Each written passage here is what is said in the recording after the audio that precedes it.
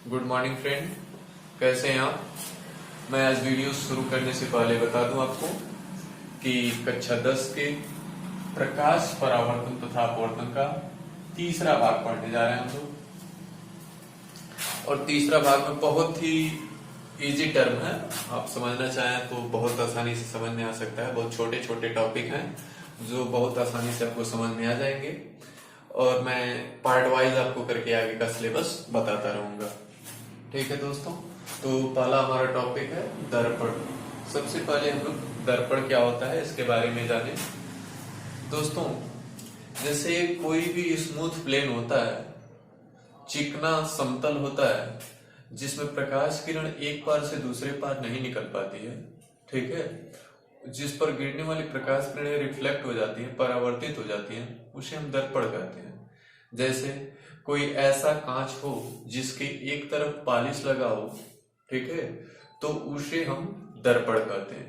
ठीक है, दर्पण को दो भागों में बांटा गया है, पहला समतल दर्पण, दूसरा गोलीय दर्पण। जैसे ऐसा कोई दर्पण हो जिसका परावर्तक तल समतल हो तो उसे हम कहते हैं समतल दर्पण। जैसे देखिए, यह कोई कांच है जो जिसमें आर पार दिखाई दे सकता है, लेकिन इसके एक भाग पर अगर पॉलिश लगा दिया जाए तो इस पर पड़ने वाली प्रकाश किरणें टोटल क्या हो जाएंगी, रिफ्लेक्ट हो जाएंगी, इसलिए इसे हम कहते हैं समतल दर्पण। समतल होने के कारण इसे कहा जाता है समतल दर्पण। दूसरा टॉपिक है गोलीय दर्पण, स्फेरिकल मिरर। गोलीय दर्पण भी जैसे दोस्तों आपने देखा कि समतल दर्पण में परावर्तक तल समतल था तो उसे हम लोग समतल दर्पण कहते थे, प्लेन मिरर। उसी प्रकार से गोलीय दर्पण को अगर हम लोग परिभाषित करें,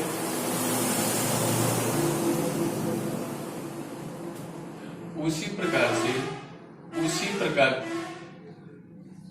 प्रकार से गोलीय दर्पण को अगर परिभाषित करें स्फेरिकल मिरर, तो स्फेरिकल मिरर क्या है? ऐसा दर्पण जिसका परावर्तक तल वक्राकार हो यानी मुड़ा हुआ हो, उसे हम कहते हैं गोलीय दर्पण।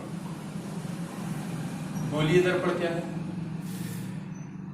कांच के खोखले गोले का एक भाग होता है जिसके एक तरफ पॉलिश लगा होता है, उसे कहते हैं गोलीय दर्पण। गोलीय दर्पण दो प्रकार के होते हैं, पहला अवतल दर्पण कॉनकेव मिरर, दूसरा उत्तल दर्पण कॉन्वेक्स मिरर।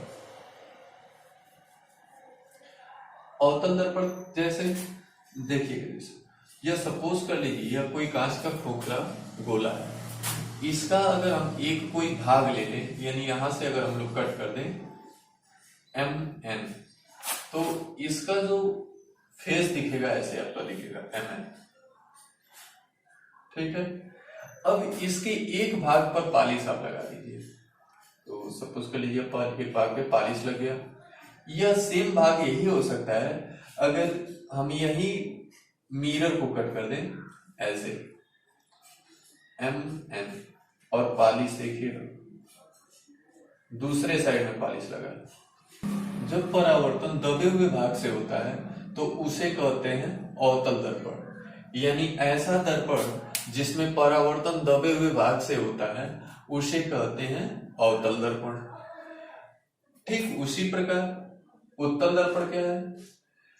उत्तल दर्पण ऐसा गोलीय दर्पण जिसमें परावर्तन उभरे हुए भाग से होता है, उसे कहते हैं उत्तल दर्पण। दोस्तों, दर्पण बहुत ही इजी से आपको समझ में आ गया होगा। अब हम आते हैं दर्पण से संबंधित कुछ परिभाषाओं को। मैं दोस्तों आपके सामने कुछ परिभाषाएं जानने के लिए टॉपिकों में लिख दिया हूं, जिसको आप आसानी से समझ सकते हैं, बहुत ही आसानी से समझ में आ जाएगा। यह टोटल जो डेफिनेशन है इस आपके दर्पण से ही संबंधित है। ठीक है दोस्तों, तो चलिए शुरू करते हैं। सबसे पहला हमारा है वक्रता केंद्र, सेंटर ऑफ कर्वेचर। बहुत आसानी से आप समझ सकते हैं दोस्तों, कि जब कोई भी वक्र अगर हो तो वो उसका कुछ ना कुछ केंद्र होता है, ठीक है। जैसे हमारा यहाँ पर आप देख रहे हैं कि यह कोई आपका एक गोलीय दर्पण है, हम अवतल दर्पण ही सामान्यतः ले रहे हैं, उत्तल दर्पण भी ले सकते हैं, अवतल दर्पण भी ले सकते हैं, उसमें कोई दिक्कत नहीं है।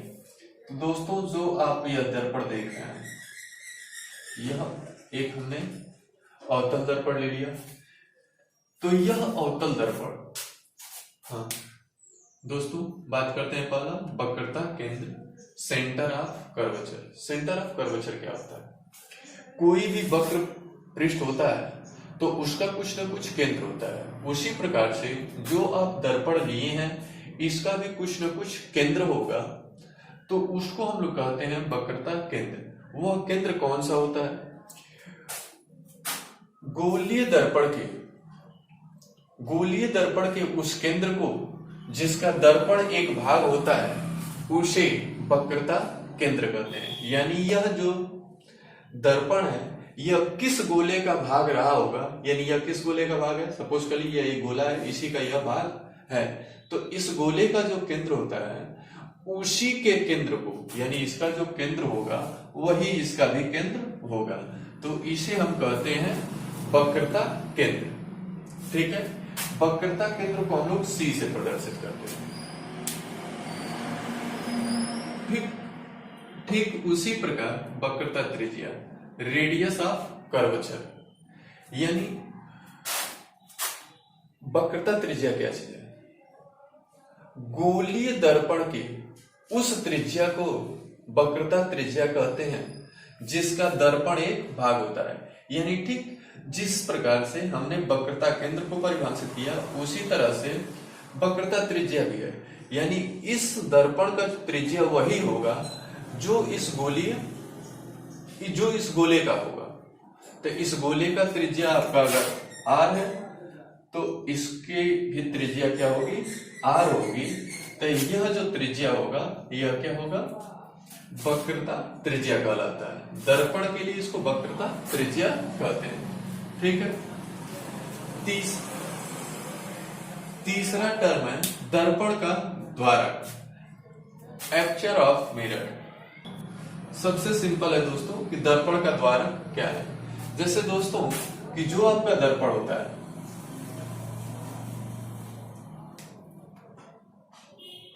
यह आपका दर्पण है, इस पर अगर हम पॉलिश लगा दें तो आपका जितने भाग पर पॉलिश लगा होता है उसी को हम लोग कहते हैं दर्पण का द्वारक। यानी दर्पण के जितने भाग से परावर्तन होता है उसे कहते हैं दर्पण का द्वारक। जैसे देखते हैं दोस्तों यहाँ पर आप गोलीय कांच बड़ा है लेकिन पॉलिश कुछ ही भागों पर लगा हुआ है, यानी यह जो होगा जहां तक पॉलिश लगा हुआ है इसके डायमीटर को, यानी इसका जो व्यास होगा इसको हम लोग कहते हैं दर्पण का द्वारक। यानी mn का जो लेंथ होगा वो आपका होगा दर्पण का द्वारक। उसी प्रकार से आते हैं, अगला टॉपिक है हमारा दर्पण का ध्रुव। ध्रुव क्या है? सबसे इजी है दोस्तों, परावर्तक तल के मध्य बिंदु को, यानी दर्पण के परावर्तक तल के मध्य बिंदु को दर्पण का ध्रुव कहते हैं। यानी जो सेंटर ऑफ मिरर हो उसे कहते हैं ध्रुव। इसको P से प्रदर्शित करते हैं, यानी यहां पर इसका पोल क्या हो जाएगा? यह होगा P। क्लियर है? दर्पण का ध्रुव। पांचवा टॉपिक है मुख्य फोकस, प्रिंसिपल फोकस। मुख्य फोकस क्या होता है? देखिए यह आपका प्रिंसिपल एक्सिस है। मुख्य फोकस जानने के लिए सबसे पहले दोस्तों एक टॉपिक हमारा छूट रहा है, मुख्य अक्ष।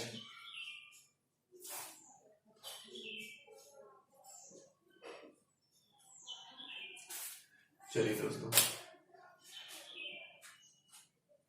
दर्पण का ध्रुव। दर्पण का ध्रुव आपने पढ़ा। दर्पण का ध्रुव क्या होता है? दर्पण के परावर्तक तल के मध्य बिंदु को दर्पण का ध्रुव कहते हैं। इसे P से प्रदर्शित करते हैं। जैसे ये आपका हो गया दर्पण का ध्रुव, ये आपका हो गया P। उसके बाद आता है टॉपिक दोस्तों मुख्य अक्ष। तो मुख्य अक्ष क्या चीज है?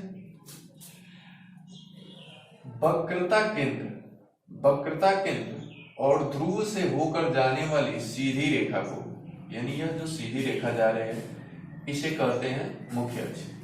दर्पण के वक्रता केंद्र तथा ध्रुव से होकर जाने वाली रेखा को मुख्य अक्ष कहते हैं। ठीक है दोस्तों, चलिए नेक्स्ट टॉपिक है मुख्य फोकस। देखिए यह हमारा हो गया वक्रता केंद्र C, इसको आप कहते हैं वक्रता त्रिज्या R। अब मुख्य फोकस दोस्तों, मुख्य अक्ष के समांतर आने वाली प्रकाश किरणें, मुख्य अक्ष के समांतर आने वाली प्रकाश किरणें परावर्तन के पश्चात मुख्य अक्ष के जिस बिंदु से होकर जाती है, तो मुख्य अक्ष यह था, यह मुख्य अक्ष के समांतर आने वाली प्रकाश किरणें परावर्तन के पश्चात मुख्य अक्ष के जिस बिंदु से होकर जाती है, यानी इससे होकर जाता है, इसे मुख्य फोकस कहते हैं, इसे F से प्रदर्शित करते हैं। ठीक है दोस्तों, चलिए अगला टॉपिक है फोकस दूरी। सबसे इजी है फोकस दूरी। फोकस दूरी किसे कहते हैं? दर्पण के ध्रुव तथा मुख्य फोकस के बीच की दूरी को फोकस दूरी कहते हैं। फिर से समझे दोस्तों, दर्पण के ध्रुव तथा मुख्य फोकस के बीच की दूरी को फोकस दूरी कहते हैं। इसे स्मॉल f से प्रदर्शित करते हैं, इसे स्मॉल f से प्रदर्शित करते हैं। फोकस दूरी की जो वैल्यू होती है वह वक्रता त्रिज्या के आधी होती है, यानी F = R/2। ठीक है, चलिए अब आते हैं फोकस तल। फोकस तल क्या होता है? सबसे सिंपल है दोस्तों, फोकस तल दर्पण के मुख्य फोकस के अभिलंबवत खींचे गए तल को फोकस तल कहते हैं। फोकस तल क्या है? दर्पण के मुख्य फोकस के अभिलंबवत, यानी अभिलंबवत खींचे गए तल को मुख्य फोकस कहते हैं। दर्पण के मुख्य फोकस के अभिलंबवत खींचे गए तल को फोकस तल कहते हैं, यानी यह जो आपका है यह आपका होगा फोकस तल। यह आपका है वक्रता त्रिज्या, यह वक्रता केंद्र, वक्रता केंद्र।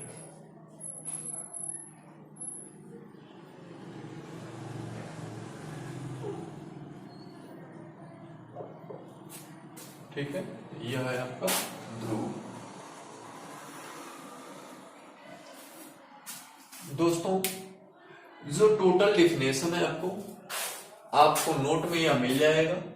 ठीक है, और अच्छे तरीके से आप फिगर देख करके यहाँ से समझ सकते हैं। नोट्स में आप नोट्स ले लेंगे, नोट्स जब ले लेंगे तो आप आसानी से इस टर्म को आप लर्न कर सकते हैं, समझ सकते हैं।